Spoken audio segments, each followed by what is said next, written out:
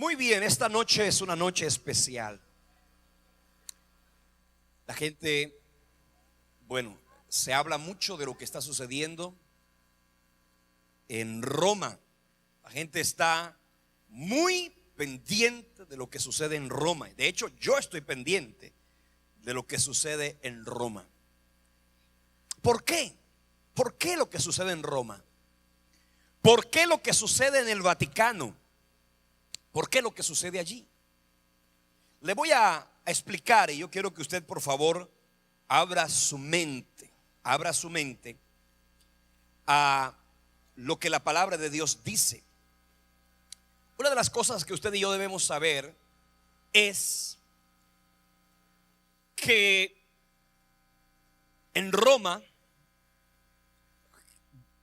hace muchos siglos, tuvo la sede de uno de los imperios más fuertes y poderosos de la historia, el Imperio Romano. Y obviamente el Imperio Romano, ¿dónde se ubicó? Su epicentro, ¿dónde fue? En Roma. Y el Imperio Romano, de alguna forma, está muy relacionado, y lo que sucede en Roma está muy relacionado con lo que las profecías dicen, no solamente desde el punto de vista extrabíblico, sino también todo lo que dice desde el punto de vista bíblico. En el capítulo 2 del libro de Daniel encontramos una referencia. Yo quiero que por favor usted le preste atención a esto. No vamos a terminar esta noche el tema, lo vamos a continuar la próxima semana, pero quiero que en este momento usted abra su corazón para poderle explicar esto, que es muy importante. Cuando nosotros leemos en el capítulo 2 del libro de Daniel, Daniel fue un profeta de la antigüedad que desde luego el Señor usó poderosamente en un momento importante de la historia de la nación hebrea. Ustedes todos saben que en el año 586 a.C., un emperador, el emperador de uno de los imperios más poderosos de la historia, que es el imperio babilónico, llegó a Jerusalén, la invadió, la devastó por completo, se llevó del templo las riquezas, destruyó prácticamente la nación entera. Hubo mucha gente que murió, hubo otra gente que fue llevada, deportada, secuestrada, llevada hasta Babilonia, lo que hoy es Irak, en Bagdad, allí. Y este epicentro, ahí ese lugar, la Biblia dice que ese rey, el rey Nabucodonosor, el Señor le mostró un sueño, pero el rey lo olvidó. Entonces el rey se levantó inquieto, Nabucodonosor se levantó inquieto, y a la mañana siguiente dijo: he soñado un sueño, pero se me olvidó. Y entonces él dijo: aquel hombre de la tierra, del imperio, que me recordara el sueño y me lo interpretara, este será un hombre que tendrá en mi reino un lugar muy importante. Pues obviamente había un prisionero llamado Daniel, que le habían puesto por nombre Belsasar. Bueno, hubo varios, pero específicamente vamos a hablar de Daniel. Daniel tuvo una visión, Dios le mostró el sueño de Nabucodonosor. Y en el capítulo 2, usted lo puede leer, en el versículo 31 en adelante. Oiga, y esto es interesante, porque hay muchos interpretadores de sueños. Y entonces cada cual viene y dice: esto es el libro de los sueños y la interpretación de por aquí. Y entonces la gente comienza a hacer, tiene el concepto esotérico que tenía cuando era un impío, filisteo, incircunciso. Que si sueña con dientes, que se va a morir alguien. Que si sueña con aguas turbulentas, y comienza una cantidad de cosas. Mire, ¿usted cree que Dios va a revelar? Dios revela en sueños. Yo digo amén a eso. ¿Cuándo dicen amén también? Pero usted tiene que tener cuidado, porque por ahí andan demasiados fascinerosos interpretando gratuitamente sueños y generando inquietudes y generando temores y dudas en el corazón de los ingenuos. Porque una persona, cuando es ingenua e incauta, Si alguien viene a contarle un sueño, se desmorona, se asusta, se desespera, porque su vida está guiada a través de los sueños. Dios puede guiar tu vida a través de visiones, Dios puede guiar tu vida a través de sueños, pero la mejor forma de guiar tu vida es a través de la palabra de Dios. Cuando usted tiene su vida guiada en la palabra, usted no tiene temor del sueño, por muy fuerte que este sea. Yo creo algo, mire, si a usted Dios le muestra algo en un sueño, no se lo muestra para inquietarlo, se muestra para que usted interceda. Cuando yo sueño algo, ¿sabe qué? Yo no estoy pensando que va a suceder. Yo dice, Señor, tú me estás mostrando algo. Quiere decir que yo me tengo que hincar, yo tengo que doblar mis rodillas, clamar e interceder, porque por algo Dios lo muestra. Porque de alguna manera detrás de ese asunto está el enemigo fraguando algo. Y yo quiero decirle algo: el Señor es experto en desbaratarle los planes al diablo. Usted dice amén a eso. Dele un fuerte aplauso a Jesucristo. Amén. Entonces Daniel dijo: yo interpreto. Y ahí le comienza en el versículo 31.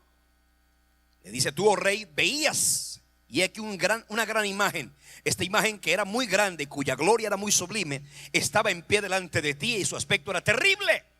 Y comienza Daniel a decirle: esta imagen que tú viste en el sueño está compuesta de 4 áreas importantes: la cabeza,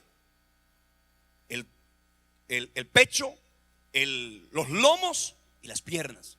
4 áreas importantes. Y el Señor no solamente le dice a Daniel qué fue lo que soñó el rey, sino que Dios le da al rey, a Daniel le da una interpretación de ese sueño. El Señor le dice: 4 reinos a partir de ti vendrán sobre la tierra. El primero de ellos es el reino de Babilonia, reino glorioso y poderoso, tanto que es la cabeza. Tú eres el rey de ese gobierno, de ese imperio. Por eso la cabeza está hecha en oro. Y usted siga leyendo en la Biblia. Los pechos simbolizan al reino de Media y de Persia. Cuando habla de los lomos, está refiriéndose al imperio griego, que se divide en 2 cuando muere Alejandro Magno. Y los pies tienen que ver con el imperio romano. Entonces fíjese una cosa.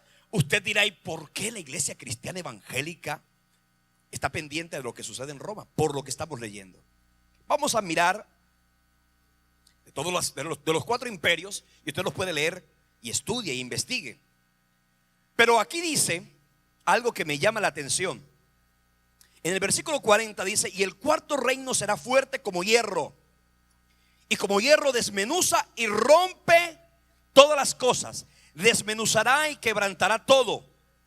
Y lo que viste de los pies y los dedos, en parte de barro cocido de alfarero y en parte de hierro, será un reino dividido, mas habrá en él algo de fuerza del hierro, y así como viste hierro mezclado con barro cocido, y por ser los dedos de los pies en parte de hierro y en parte de barro cocido, el reino será en parte fuerte y en parte frágil. Así como viste el hierro mezclado en barro, se mezclarán en medio de alianzas humanas, pero no se unirán el uno con el otro, como el hierro no se mezcla con el barro. Y en los días de estos reyes, el Dios del cielo levantará un reino que no será jamás destruido, ni será el reino dejado a otro pueblo. Desmenuzará y consumirá a todos estos reinos, pero él permanecerá para siempre.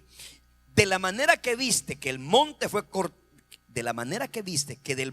cortada una piedra, no con mano, la cual desmenuzó el hierro, el bronce, el barro, la plata y el oro. Fíjese, ahí comienza el Señor a hablar de cómo es ahí esa piedra de la cual hace la referencia a la Biblia aquí. Esa piedra es Jesucristo.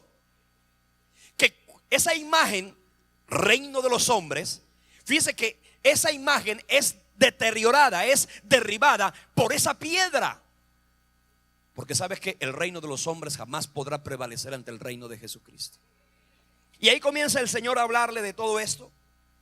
Dice: esa piedra fue cortada no con mano, la cual desmenuzó el hierro, el bronce, el barro, la plata y el oro. Y el gran Dios ha mostrado al rey lo que ha de acontecer en lo porvenir. O sea, y fíjese, Dios le mostró esto a Nabucodonosor, un rey impío. Y le dice: aquí vas a poder entender lo que ha de acontecer en lo porvenir. Y dice, y el sueño es verdadero y fiel es su interpretación.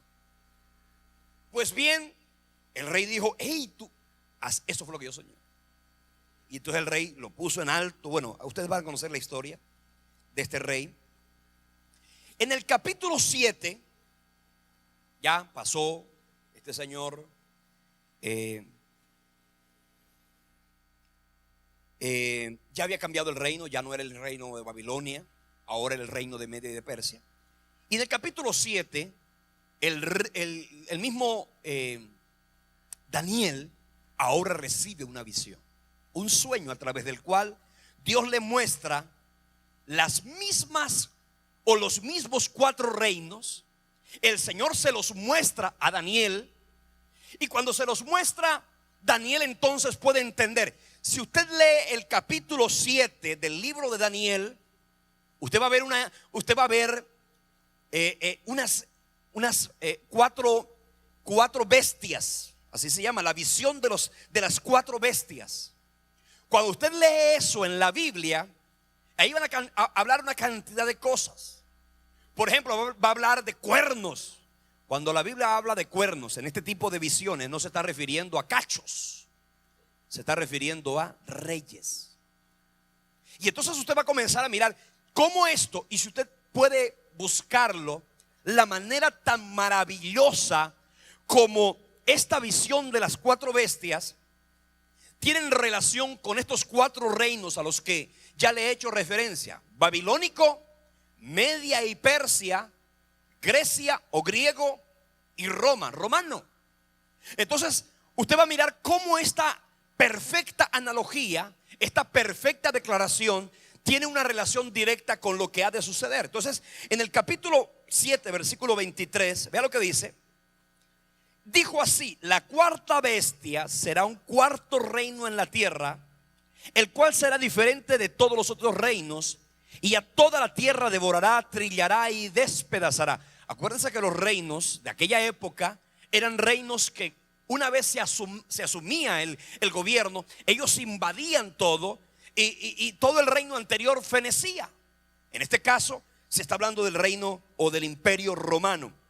Y los 10 cuernos significa que de aquel reino se levantarán 10 reyes, y tras ellos se levantará otro, el cual será diferente de los primeros, y a 3 reyes derribará.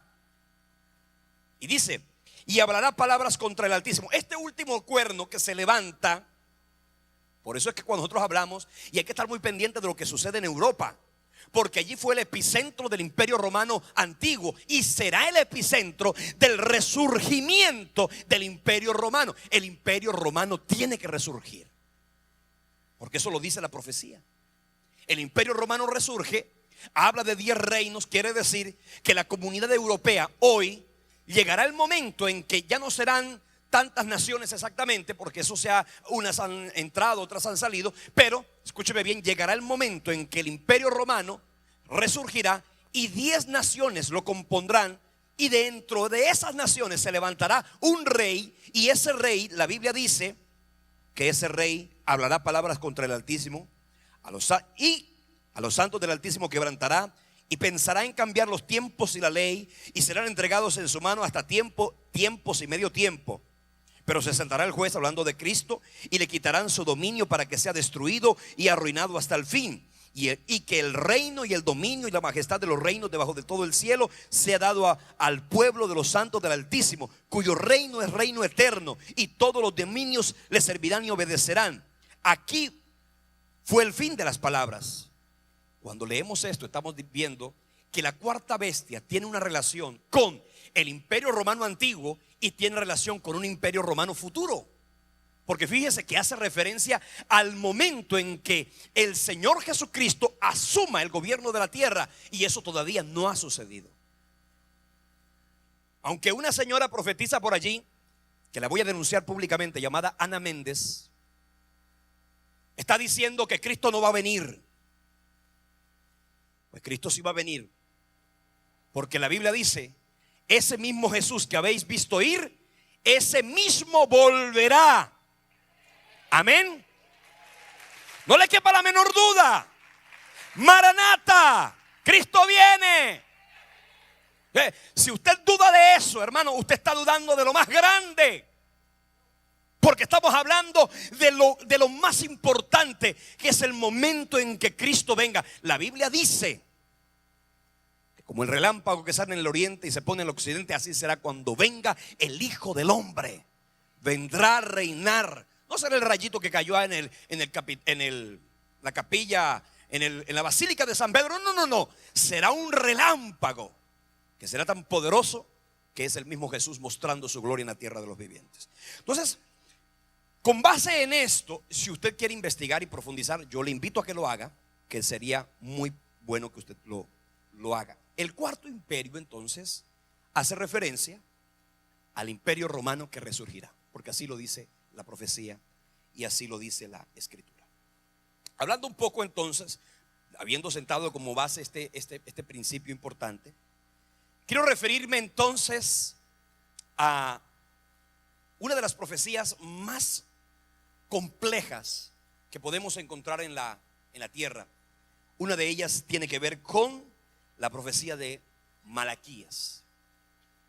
Me llama la atención que hay algunos hermanos pidiéndome: pastor, ¿cuál es el versículo de la Biblia que habla de la profecía de los papas? Le voy a explicar, hermano. Cuando hablamos de Malaquías, no nos estamos refiriendo al último libro del Antiguo Testamento. Nos estamos refiriendo a un monje que vivió en Irlanda, nació en Irlanda en el año 1094. Nació en Armagh, Irlanda.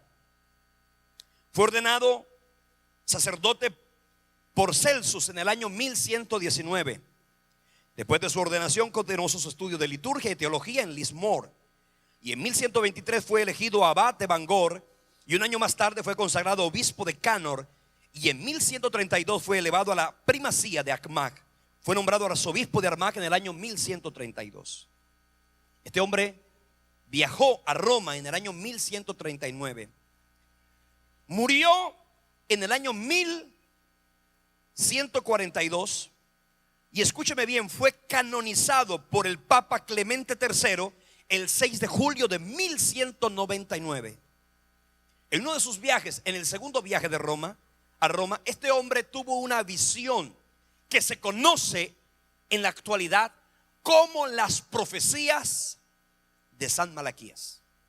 Entonces no es el libro de Malaquías de la Biblia, porque ahí habla de los diezmos y a la gente no le gusta leer ese libro, ni siquiera lo abren, pasan del hecho. ¿Aló? Ese no, de Zacarías pasan a Mateo, no, lo tienen pegadito, como ahí habla de diezmar y ofrendar, no. La más famosa de las profecías, de hecho, Malaquías profetizó y habló del día de su muerte. Él murió el 2 de noviembre. Para la Iglesia Católica fue considerado y es un santo. Tengo mucho que decir acerca de la canonización de los santos y me llama la atención. Voy a hacer un pequeño paréntesis. Dicen los hermanos separados de la iglesia tradicional, porque si ellos nos dicen separados, entonces estamos separados.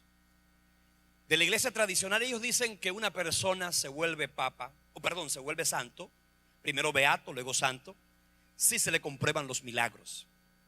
Entonces a Juan Pablo II ya le han llevado a la categoría de beato. Y si se le comprueba otro milagro, se le dará entonces. Para la iglesia tradicional tiene mucha relación lo que ellos hacen cuando se mueren, ¿cierto? Esa intercesión de la cual hacen referencia a la iglesia tradicional es una intercesión que yo no encuentro en la escritura. Porque la palabra de Dios dice que los que interceden son los vivos, por los vivos. No podrías tú jamás interceder por los muertos. Porque le dice la Biblia, los muertos nada saben, su memoria es puesta en olvido. Así que usted no puede interceder por los muertos, no se puede, bíblicamente no tiene fundamento.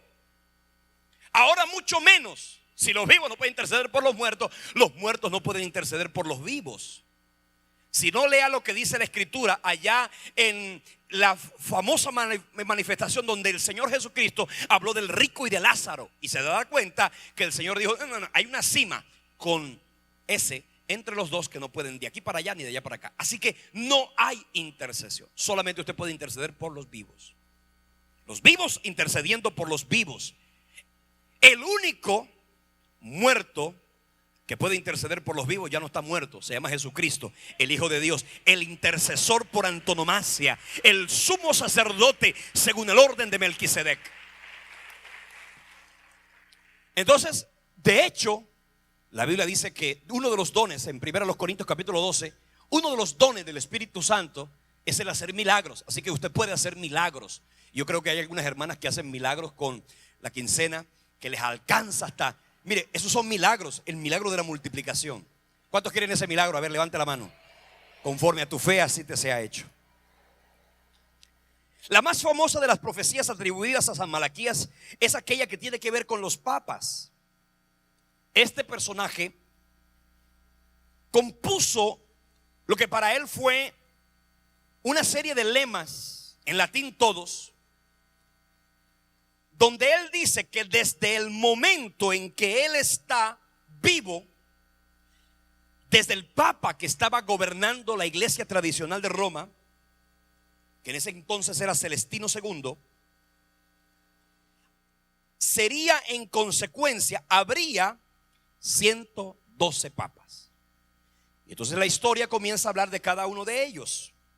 Esa profecía de los papas apareció en el Lignum Vitae Ornamentum y Decus Ecclesiae, o sea, el árbol de la vida y el ornamento de la iglesia y la gloria de la iglesia. Se publicó en el año 1595 por el monje benedictino belga Arnold Bion, que era un historiador que dedicó obviamente el estudio de estas profecías.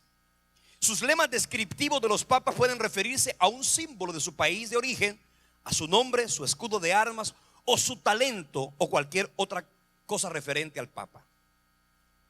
¿Por qué hacemos referencia a los que llegaron un poquito tarde?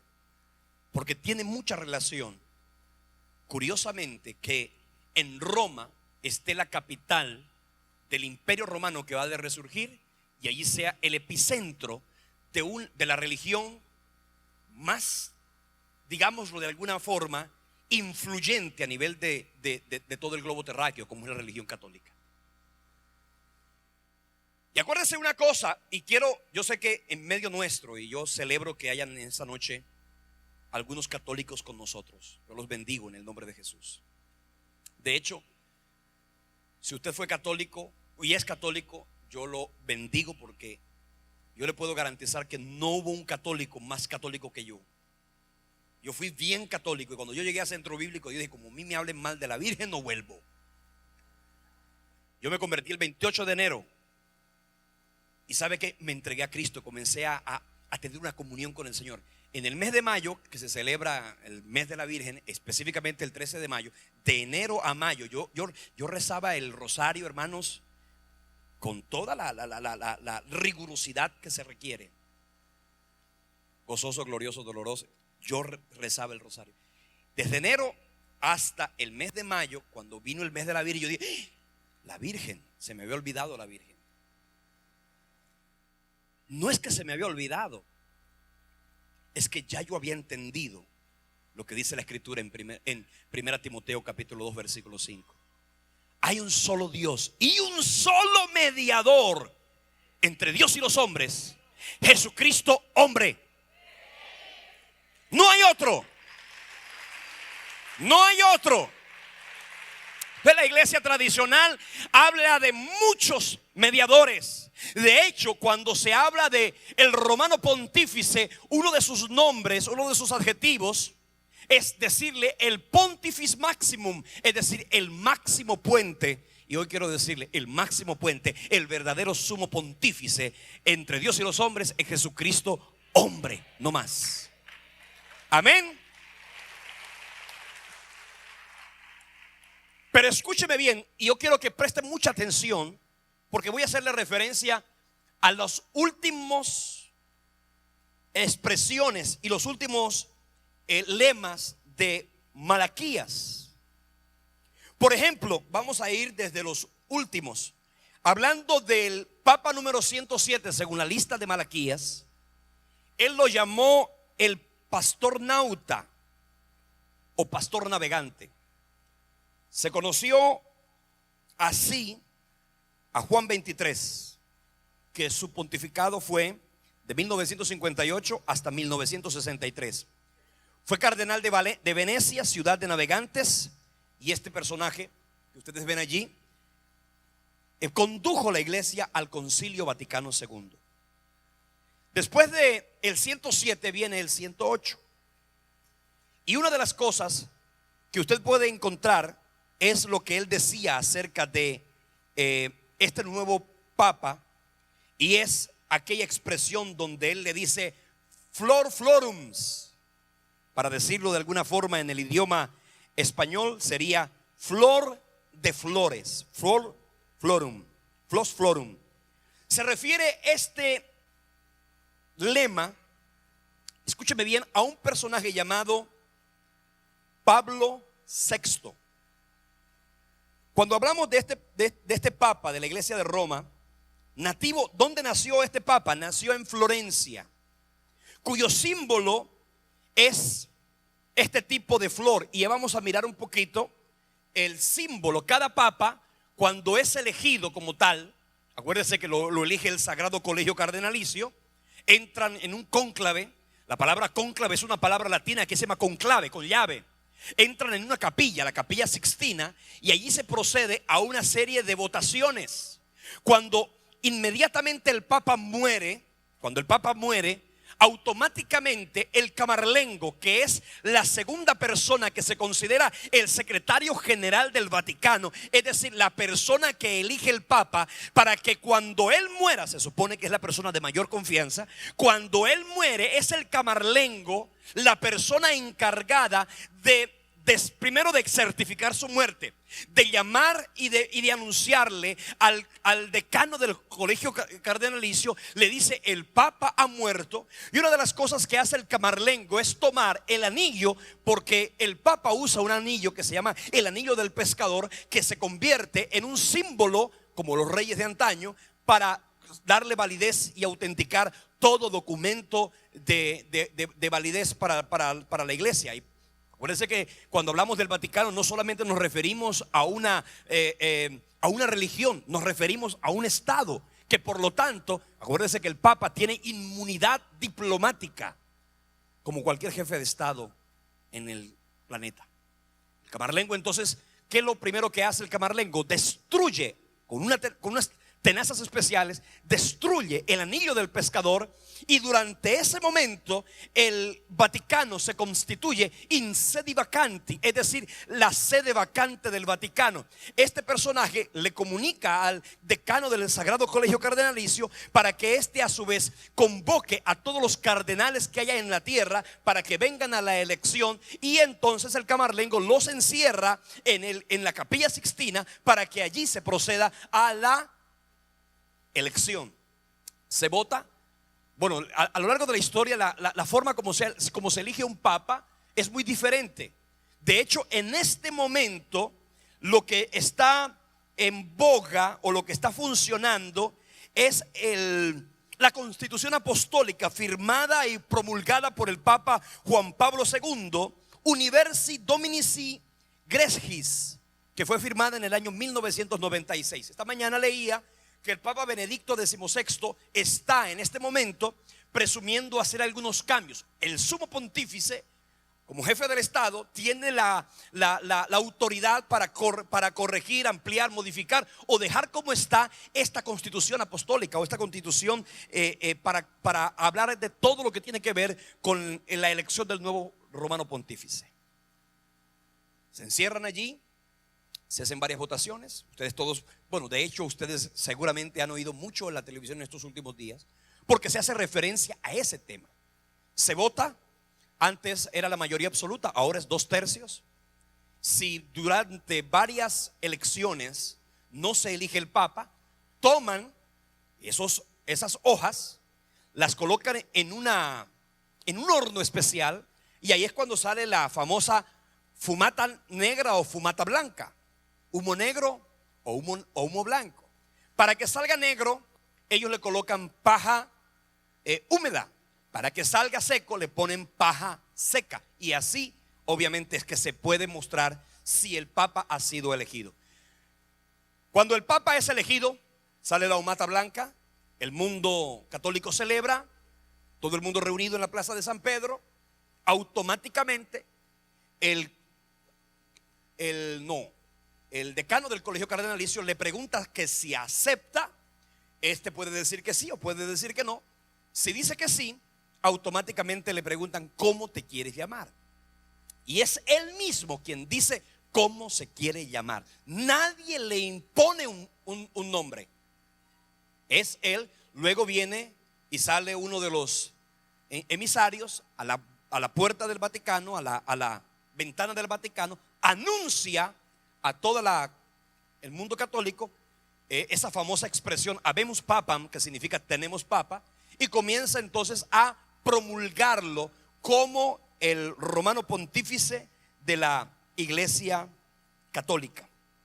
Pensando en esto, cuando hablamos de Pablo VI, resulta curioso que Malaquías se haya hablado a referencia de él y haya dicho florus florum, que significa flor de flores. Resulta curioso que cuando él elige, porque él también elige, vamos a mirar este es el escudo de armas. Tiene que tener la mitra, que tiene 3 coronas, porque la iglesia tradicional ve al Papa como el sumo maestro, como el sumo sacerdote, y lo ve como el sumo profeta. Ahí están las 3 características. Fíjese que una de las cosas que usted va a encontrar es una relación a Jesucristo. Jesucristo es profeta, sacerdote y rey.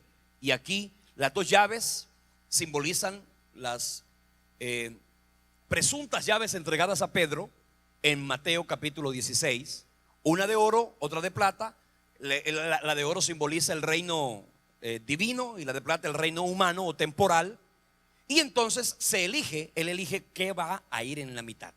Ahí usted va a encontrar que estas 3 flores son llamadas la flor de lis, que precisamente, óigame bien, tienen relación con este personaje llamado Pablo VI y cuyo símbolo fue la flor. Después de Pablo VI, que su pontificado fue del año de 1963 al año 1978, vendría entonces otro nuevo sumo pontífice. En ese caso, según el orden de San Malaquías, vendría el número 109 de Mediatate Lunae, es decir, de la media luna. Este personaje llamado Albino Luciani, que significa luz blanca, nació en la diócesis de Belluno. Su palabra, Belluno significa bella luna. Fue elegido papa el 26 de agosto de 1978. La noche del 25 al 26, la luna estaba en media luna. Murió tras un eclipse de luna. También su nacimiento, su ordenación sacerdotal y su episcopal ocurrieron en noches de media luna. Por su parte, la frase referente a Juan Pablo I, de la mitad de la luna, de mediatate lunae, significa de corta duración. Todos sabemos por la historia que este papa duró tan solo 33 días al frente de la Iglesia Católica. Usted se puede entrar a muchos documentales, a muchos escritos, y una de las cosas que usted va a leer y a oír con mucha regularidad es que a este papa, que la iglesia tradicional dijo que había muerto de un infarto al miocardio, los médicos, y hay muchos estudios que dicen que es imposible, que así como ellos dijeron que lo habían descubierto leyendo unos escritos, dicen que es imposible que el Papa Juan Pablo I, él tomó el nombre Juan Pablo para hacerle honra a sus 2 predecesores, Juan XXIII y Pablo VI, Juan Pablo I. Entonces él dice, quien lo encontró, que él estaba leyendo y estaba muerto. Primero que todo, los médicos, y hay muchos documentales que dicen eso, es imposible que un papa o una persona que sufra del miocardio o que tenga el diagnóstico que a los papas no les pueden hacer, por constitución apostólica, no les pueden hacer necropsia. Entonces dijeron que había sido un infarto al miocardio. Un médico sabe, si hay un médico, que una persona que sufre un infarto al miocardio por lo menos no puede quedarse completamente quieto. Si lo encontraron leyendo como si se hubiera dormido, se dice que lo más probable es que haya sido un somnífero que le fue suministrado. Eso nadie lo puede asegurar, ¿cierto?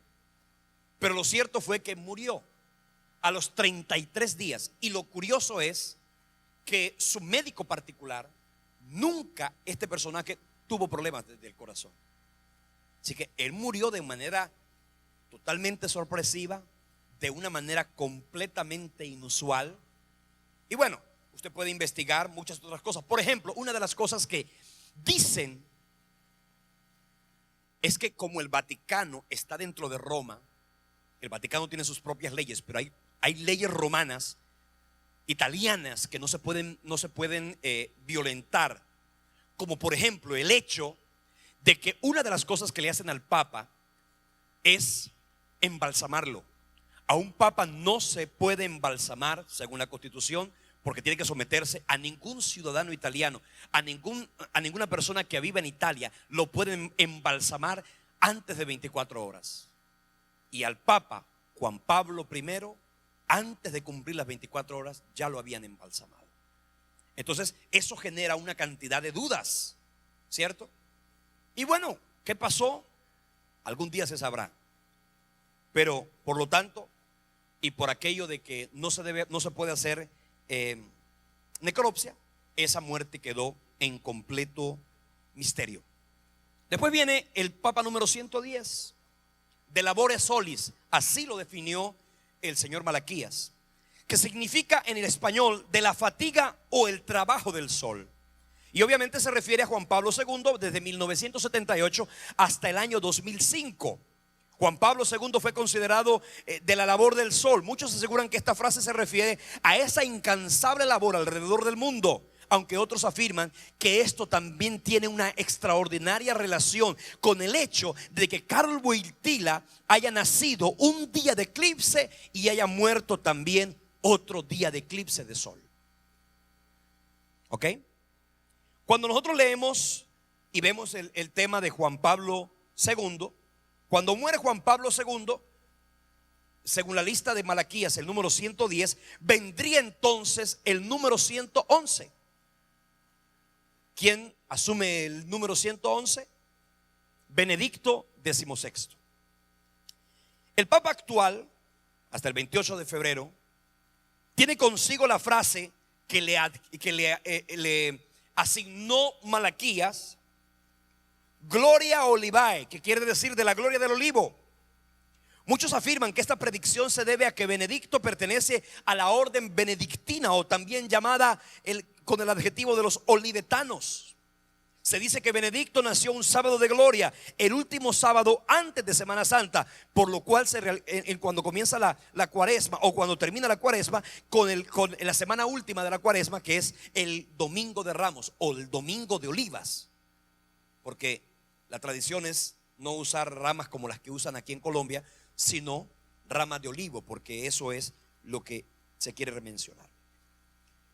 Todo el mundo dijo cuando se eligió el Papa Benedicto XVI que ese sería un Papa de transición, y evidentemente se presumió que no iba a tener mucho tiempo. Cuando se eligió a Juan Pablo II, él tan solo tenía, creo que 56 años, algo así, y murió obviamente o 66 años, 64 años creo. Entonces este Papa Benedicto XVI fue elegido cuando tenía 80 años, y todo el mundo dijo, evidentemente eligieron un Papa de transición. No iba a tardar mucho, no iba a durar mucho. Se presumió que no iba a durar tanto, obviamente por su edad, pero lo que nadie suponía y esperaba era que este sería no solo el primero, sino el único Papa que ha renunciado de manera voluntaria. En la historia de la Iglesia Católica hubo otros papas que renunciaron porque prácticamente los llevaron a eso, pero este renunció. Por eso se define como el único papa que ha renunciado de manera voluntaria. Obviamente él dijo que estaría hasta el 28 de febrero del año 2013. Según la lista de Malaquías, después del 111, ¿cuál vendría? El 112. Y aquí es donde la gente está preocupada.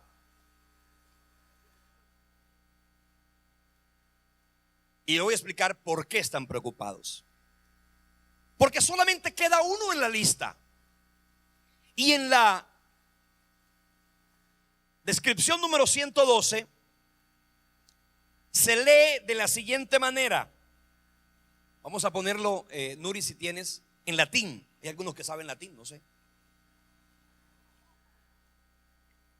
In secutione extrema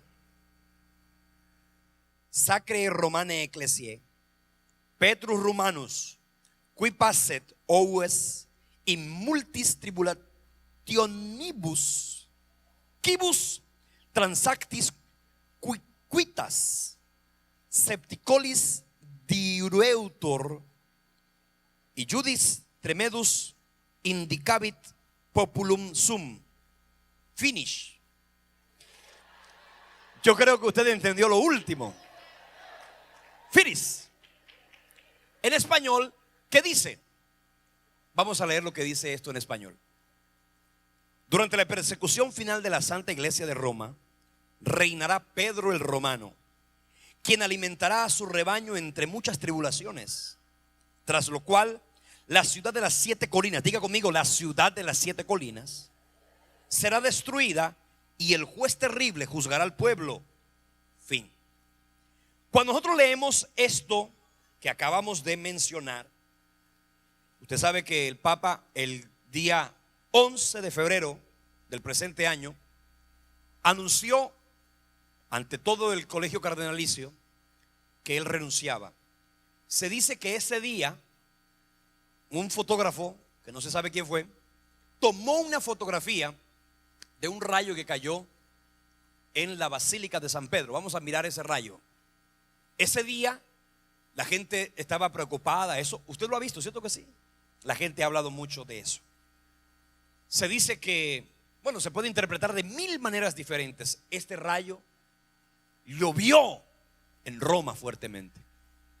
Llovió fuertemente en el Vaticano.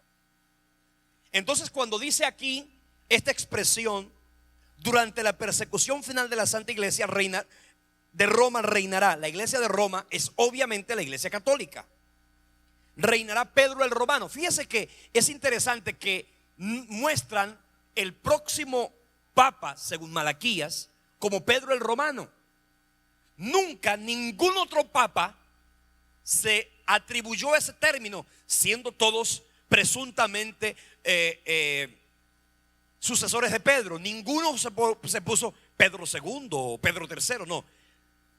Todos tienen nombres distintos, pero según la profecía de Malaquías, el último papa, es decir, el que será elegido a partir del 15 de marzo, una de las cosas que quiere hacer Benedicto XVI es no dejar la sede vacante durante tanto tiempo, por una sencilla razón: no habrán honras fúnebres a un romano pontífice muerto, porque este romano pontífice el 28 de febrero a las 17 horas saldrá en un helicóptero y llegará a una de las sedes, ¿cierto?, donde él va a estar mientras terminan de arreglar un monasterio donde él va a estar confinado hasta el final de los tiempos, o hasta el final de sus tiempos.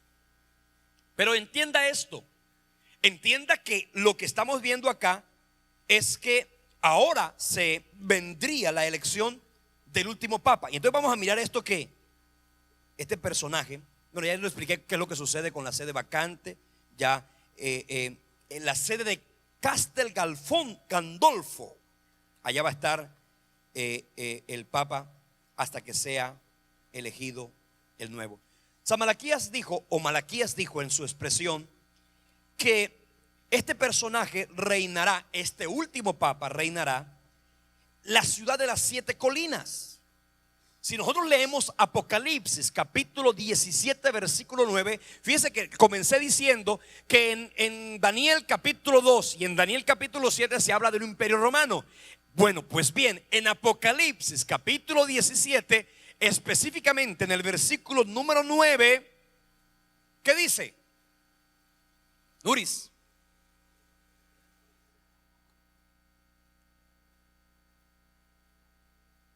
Vamos a leerlo porque para eso tenemos Biblia, los hermanos, ¿no? Apocalipsis, capítulo 17, versículo 9. Esto para la mente que tenga sabiduría.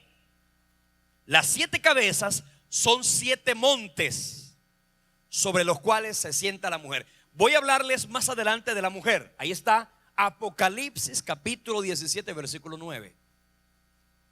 Es decir, vuelve a aparecer Roma. Y usted dirá, ¿cómo así de las 7 colinas o de los 7 montes?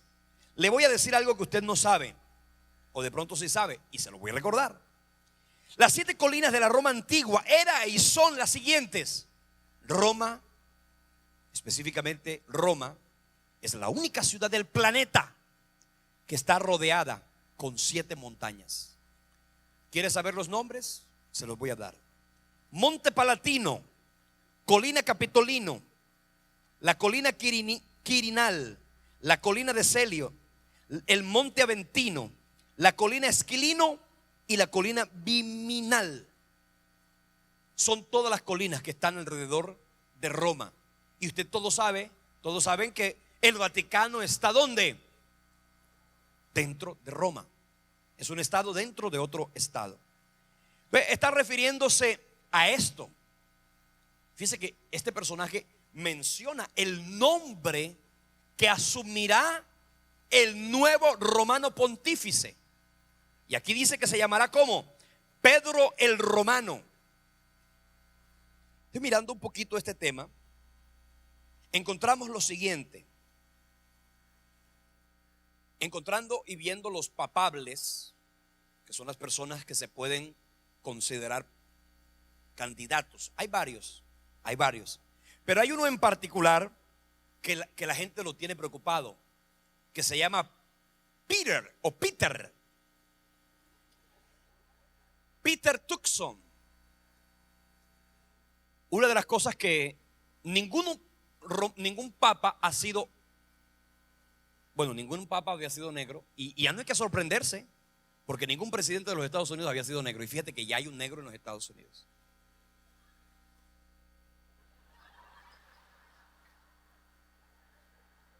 El niño está actualizado.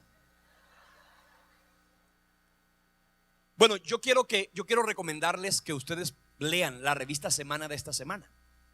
Hay 2 artículos. Uno que habla de las razones por las cuales renunció Benedicto XVI. Hay 2 artículos. Así que yo lo invito para que usted los lea, y que los lea con total detenimiento, que le van a poder ayudar. Este personaje llamado Peter Turkson es el cardenal de Ghana.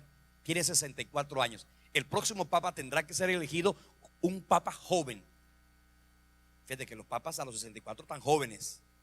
Así que si usted tiene 64 no se sienta viejo, hermano, porque allá a uno de 64 lo llaman papa joven.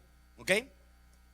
Es el principal candidato africano, jefe de la Oficina de Justicia y Paz del Vaticano. Es el portavoz de la conciencia social de la Iglesia y respalda la reforma financiera mundial. Una de las cosas por las cuales el Papa Benedicto XVI acaba de renunciar, se presume, es por problemas del Banco Vaticano. De hecho, lo que hizo recientemente fue cambiar al presidente de ese banco y les dejó otro presidente. Otro personaje dentro de los papables, que también tiene el nombre de Pedro, es el brasilero Odilo Pedro Scherer, desde Brasil, 63 años. Obviamente este no es de color, pero también se llama Pedro. Entonces fíjese que hay 2 personajes dentro de los papables, y obviamente hay muchos más. Hoy día la iglesia de Roma está hay dos personajes que en este momento están, se dice mucho, que de hecho el Papa cuando renunció, una de las cosas que dijo y que tiró unas indirectas y todo el mundo las leyó y las oyó, él dijo que hay mucha rivalidad, que hay mucha discusión, que hay mucha pelea y que tienen que unirse. Es porque hay dos personajes en el Vaticano, uno llamado Angelo Sodano y otro Tarcisio Bertone. El primero es el decano del Sagrado Colegio Cardenalicio y el segundo es el camarlengo, elegido por el Papa recientemente. Entonces, cuando vemos estos dos personajes, encontramos que allí hay una gran dificultad al interior. Y eso obviamente no es de extrañar, porque la iglesia es dirigida por humanos, ¿cierto que sí? Y a veces el matrimonio, que también es dirigido por humanos, que son una sola carne, hay tremendas peloteras. Cuando hay divorcio, que yo me cojo esta almohada, que tú te coges esta almohada, hay todo tipo de dificultades cuando hay un divorcio. Entonces, hermanos, cuando leemos esto encontramos, primero que todo, el señor Malaquías nunca dentro de sus expresiones hizo referencia a un papa negro. Eso no es lo único que dijo Malaquías, era que el papa nuevo y último se llamaría Pedro el Romano, que habitaría y viviría en la ciudad de las 7 colinas. Y explica también todo esto que ya hemos mencionado, pero ¿de dónde surgió el término que era negro? Eso no se le debe, la gente lo junta. Eso no se le debe a Malaquías, se le debe a Nostradamus, Michel de Notre Dame, 1503. Él dijo, y él profetizó varias cosas. Él profetizó que vendría un presidente negro para el gran imperio, y todos sabemos que ese presidente negro se llama Barack Obama. De hecho, la palabra en la centuria que profetizó este señor, dice: el gran imperio se transformará de la nada, y el Todopoderoso por más de 400 años, gran poder dado al negro originario de los esclavos. El Arjana no se satisfará del todo. En este caso, Arjana en el idioma persa significa persona bella del este. Es una palabra sinónima para el vocablo africano Barak, que quiere decir bendito. Cuando nos referimos al Papa Negro, que es una profecía de Nostradamus, si el Papa del próximo mes de marzo no es negro, no es problema mío, es de Nostradamus y es de este señor que está mencionando acá.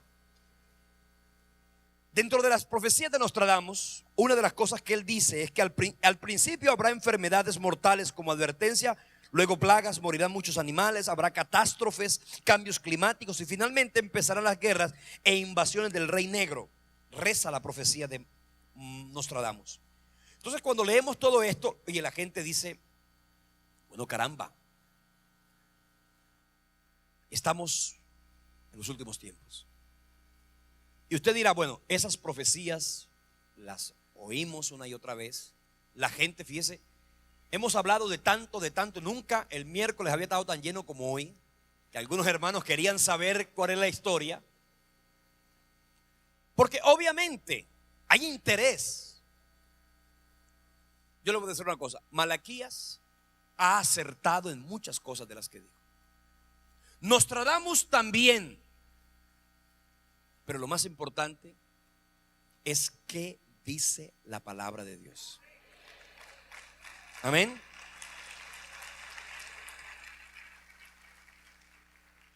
Entonces vamos a la palabra. Y le voy a decir una cosa: si por aquí llueve, por acá no escampa. O sea, yo no le voy a decir que es que en la Biblia todo será color de rosa como reza la canción.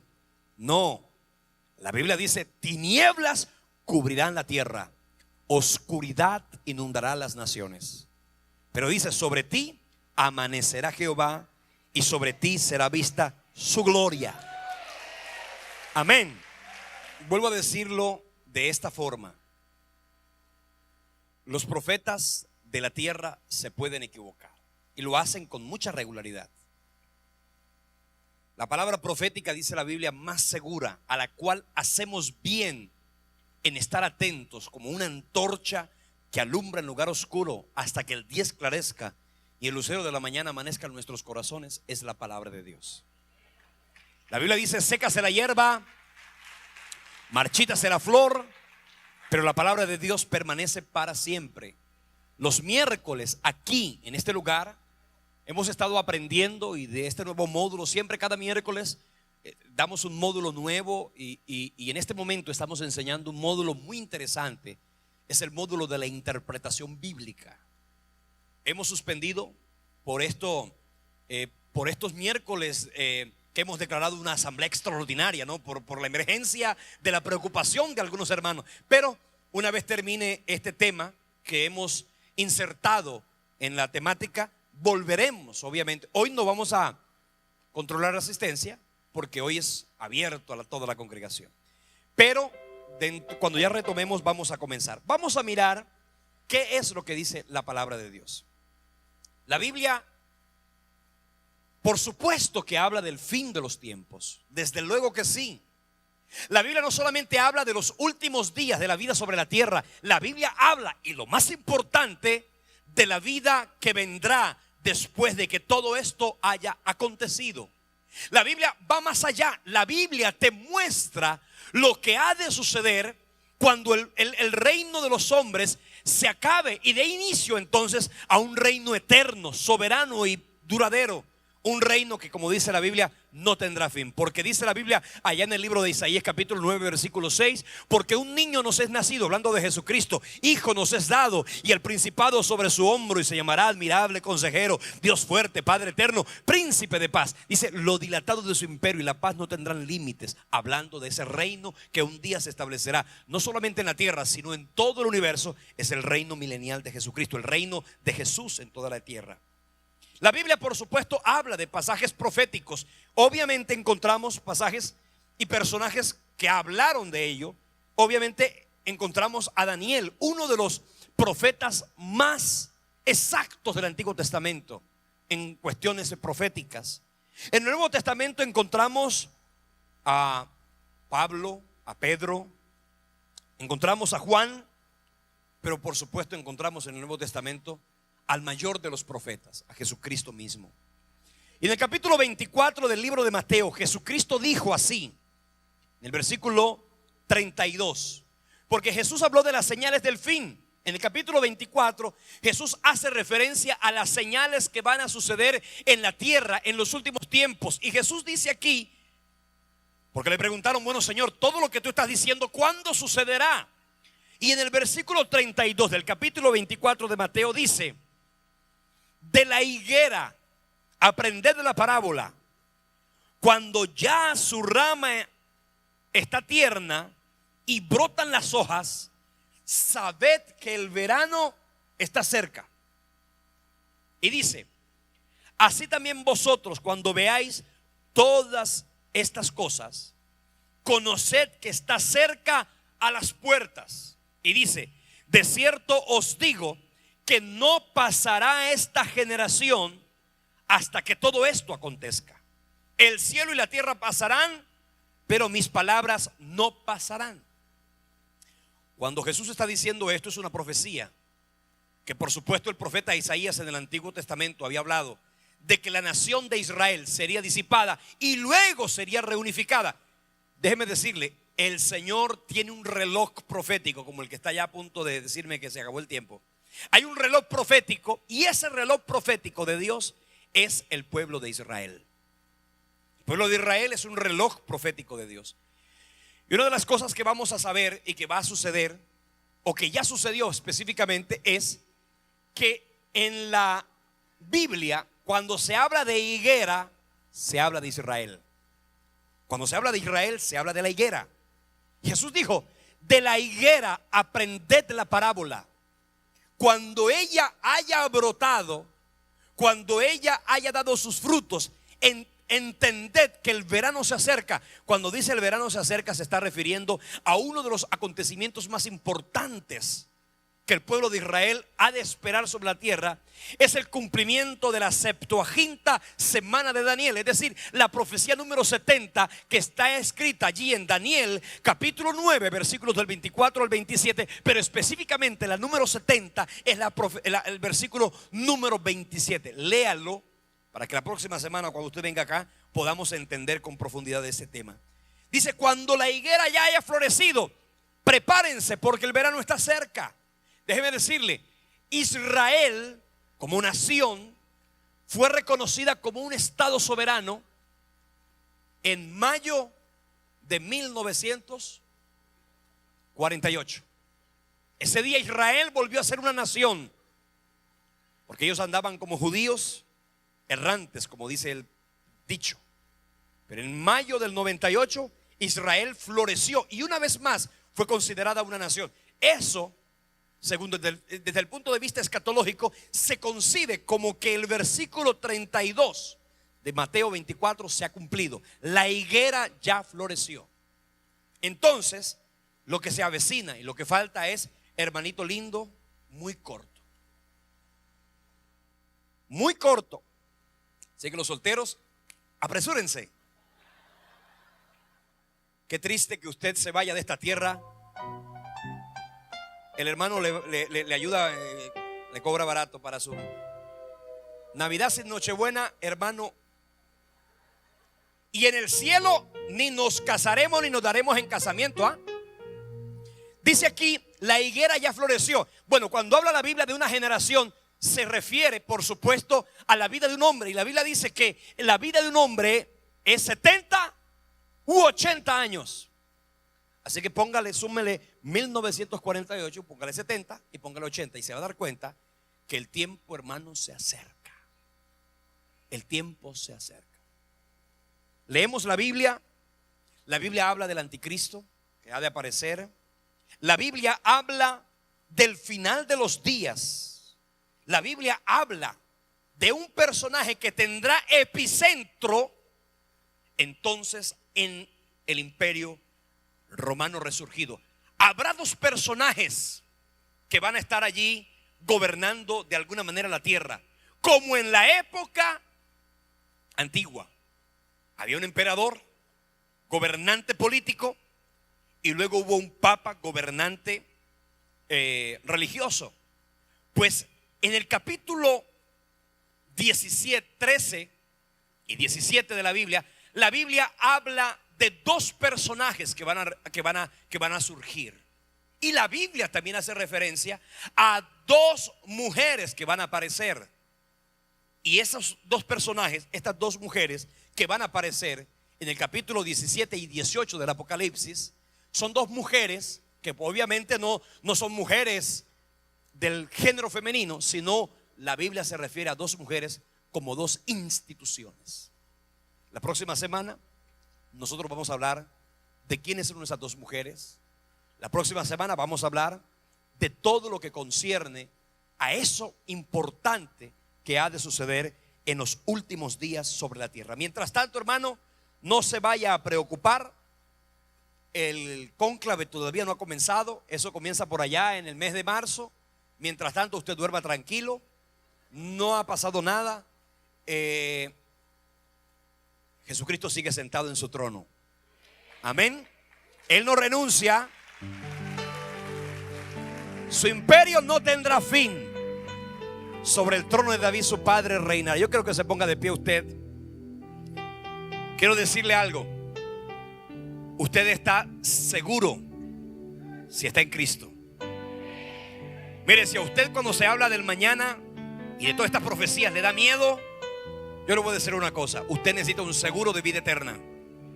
Hay seguros de vida terrenal, pero hay un seguro de vida eterna. Ese seguro de vida eterna es gratis. Ese seguro de vida eterna es algo que el Señor ha prometido para aquellos que le aman. La Biblia dice: ninguna condenación hay para los que están en Cristo Jesús. Si tú quieres tener seguridad de tu mañana y de tu futuro, si tú quieres tener esperanza para tu porvenir, debes saber esto: que evidentemente la palabra se va a cumplir, porque Dios no miente. Jesús dijo: vendrán muchos en mi nombre, diciendo yo soy el Cristo, y a muchos se engañarán. Oiréis de guerras y rumores de guerras. Mirad que no os turbéis, porque es necesario que todo esto acontezca, pero aún no es el fin. Se levantará nación contra nación, reino contra reino, y habrá pestes, hambres, terremotos en diferentes lugares. Y todo esto será principio de dolores. Entonces os entregarán a tribulación y os matarán. Seréis aborrecidos de todas las gentes por causa de mi nombre. Cuando la gente lee esto, dice: nos matarán, nos entregarán a tribulación, seremos aborrecidos. Dígame bien, Mateo 24 no fue escrito para la iglesia de Jesucristo. Mateo 24 fue escrito para el pueblo de Israel y para información. Esto está escrito para mi información, no, o yo voy a ser protagonista de eso. La iglesia no es el pueblo de Israel. La Biblia habla de dos naciones santas. Uno es el pueblo de Israel, pueblo escogido por Dios. Pero otra es la iglesia, es decir, aquellos que hemos entregado nuestra vida a Jesucristo. Si usted le ha entregado su vida a Jesucristo, usted pertenece a otro pueblo. Jesús dijo: hey, tengo otras ovejas que no son de este. El señor José Smith dijo que ese iba a venir a América. No, se está refiriendo al pueblo gentil, de quien el Señor levantó una nueva nación, la novia del Cordero. Esa novia que un día se casará en Apocalipsis 19 con el Cordero. Usted y yo somos la novia de Jesucristo, somos la iglesia. El pueblo de Israel es uno. El trato de Dios para el pueblo de Israel es uno, y el trato de Dios para la iglesia es otro. El pueblo de Israel pasará por la tribulación. La iglesia de Jesucristo no pasará por la tribulación. La Biblia dice, 1 Tesalonicenses capítulo 4 versículo 16, dice: el Señor mismo, con voz de mando, con voz de arcángel, con trompeta de Dios, descenderá del cielo. Los muertos en Cristo resucitarán primero. Luego nosotros, los que vivimos, los que habremos quedado, seremos arrebatados juntamente con ellos en las nubes para recibir al Señor en el aire. Así estaremos siempre con el Señor. Así que esta palabra no es para el pueblo hebreo. Esta palabra es para la iglesia de Jesucristo, para aquellos nacidos de nuevo. Aleluya. Que si es negro, que si es africano, que si es de allá, que si es de acá, ¿sabe qué? Discúlpeme, eso no tiene que ver con nosotros. Nosotros somos de Jesucristo. Primero los Corintios capítulo 15 versículo 51 dice: he aquí os digo un misterio, no todos moriremos, pero todos seremos transformados en un momento, en un abrir y cerrar de ojos, a la final trompeta, porque se tocará la trompeta y los muertos serán resucitados incorruptibles. Porque es necesario que esto corruptible se vista de incorrupción y lo mortal se vista de inmortalidad. Y cuando lo corruptible se haya vestido de incorrupción y lo mortal se haya vestido de inmortalidad, entonces se cumplirá la palabra que está escrita: sorbida es la muerte en victoria. ¿Dónde está, oh muerte, tu aguijón? ¿Dónde, oh sepulcro, tu victoria? La iglesia de Jesucristo no le tiene miedo ni al diablo, ni a la muerte, ni al pecado siquiera. ¿Sabe por qué? Porque los tres fueron derrotados con la muerte y la resurrección de Jesús. Cristo con su muerte derrotó a Satanás, y con su resurrección, dice la Biblia, derrotó la muerte y derrotó el pecado. Hebreos capítulo 2 versículos 14 y 15. Así que si usted está en Cristo, usted tiene fuerza, usted tiene victoria, esperanza. No tenga temor del mañana. Conságrese así a Dios, eso sí, pero ¿sabe qué? Viva seguro, como consecuencia de su amor por el Señor. La próxima semana vamos a hablar de esto. Le dije todo esto para que no se vaya asustado. Levante sus manos al cielo. Padre, yo bendigo a este pueblo en el nombre de Jesús. Es un pueblo que tú has escogido. Tu palabra dice: mi pueblo escogí, mis alabanzas publicará. Señor, somos la novia del Cordero, somos la iglesia de Jesucristo. Un día vendrás por tu pueblo. Nosotros nos iremos, Señor, porque hay algo que la iglesia tradicional, de manera extraña, Señor, ha ocultado. Pero para nosotros está claro por la palabra, y es que tú vendrás por tu iglesia. Eso que la Biblia llama el arrebatamiento, el rapto. Jesús, tú dijiste: vendré a vosotros y os tomaré, para que donde yo estoy vosotros también estéis. No tengáis temor. No se turbe vuestro corazón ni tenga miedo, dijo Jesús. En la casa de mi Padre hay morada para nosotros. Señor, enséñanos a caminar en tu palabra y a vivir por ella, Señor, para que nunca se pierda de nosotros la esperanza, la confianza y la fe. Señor, aviva nuestra mente con tu palabra, porque cuando tu palabra alumbra nuestro corazón y nuestras oscuridades de conocimiento, Señor, entonces brota la esperanza, brota la confianza y brota la alegría de saber que no hemos creído en un Dios que miente, sino en un Dios que cumple sus promesas. Gracias te damos, Padre, en el nombre de Jesucristo. Amén, amén, amén y amén. Nos vemos la próxima semana. Dios le bendiga.